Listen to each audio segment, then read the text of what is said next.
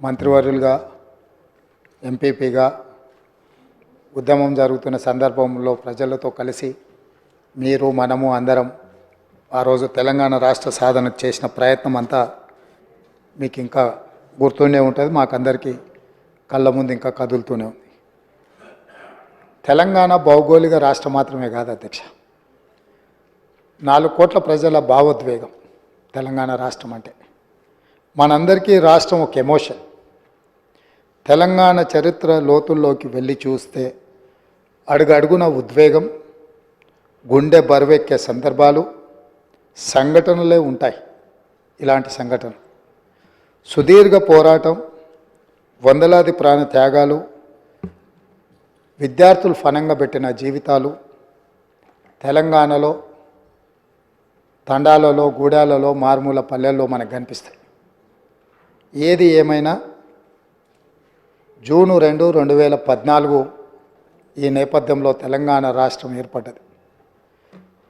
ఈ రాష్ట్ర ఆవిర్భావము, గొప్ప ఆశయాలు, అద్భుతమైన కళలతో 4 కోట్ల ప్రజలు తమ జీవితంలో ఒక కొత్త ప్రయాణాన్ని మొదలుపెట్టిండ్రు అధ్యక్ష. ఎన్నో ఆకాంక్షలు, ఎన్నో ఆలోచనలతో 60 సంవత్సరాల సుదీర్ఘ పోరాటంలో కన్న కళలను నిజం చేసుకోవాలన్న ఆలోచనతో, ఉజ్వల భవిష్యత్తు ఉండాలని, బడుగు బలైన దళిత గిరిజన మైనారిటీ వర్గాలు, మహిళలు తమకు రక్షణ ఉంటుందని, తమ జీవితాలలో వెలుగు వస్తుందని, తాము ఆశించిన, తాము సాధించుకున్న తెలంగాణలో తమ కళలు నెరవేరుతాయని ఆకాంక్షించారు అధ్యక్ష.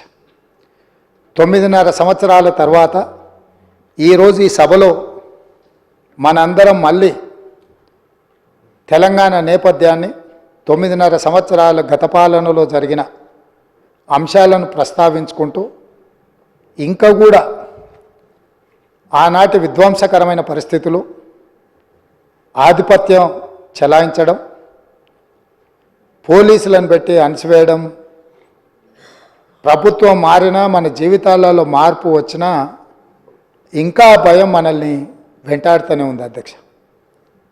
ఎందుకు నేను ఈ మాట చెప్తున్నా అంటే, ప్రజలు వ్యక్తులకు, కుటుంబాలకు వ్యతిరేకంగా స్పష్టమైన తీర్పునిచ్చి మీ విధానాలను, మీ ఆలోచనలను, మీ విధ్వంసకరమైన ధోరణిని మేము తిరస్కరించినము.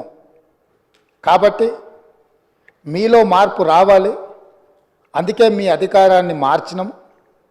ప్రధాన ప్రతిపక్షంగా మీ బాధ్యతను నెరవేర్చాలని ప్రధాన ప్రతిపక్ష హోదా వారికి ఇచ్చి ప్రజలు ఇంకొక అవకాశాన్ని ఇచ్చే ప్రయత్నం చేశారు. దురదృష్టవశాత్తు గవర్నర్ గారి ప్రసంగం రోజు ప్రధాన ప్రతిపక్ష నాయకుడు హాజరు కాలేదు. ఈరోజు ఈ చర్చలో అయిన వారు సుదీర్ఘమైన రాజకీయ అనుభవము, పరిపాలనలో వారికి అనుభవం ఉన్నది, 80,000 పుస్తకాలు చదివిన తెలంగాణ రాష్ట్రంలో అందరికంటే అతి గొప్ప మేధావిని అని వారు పదే వారు ప్రస్తావిస్తుంటారు.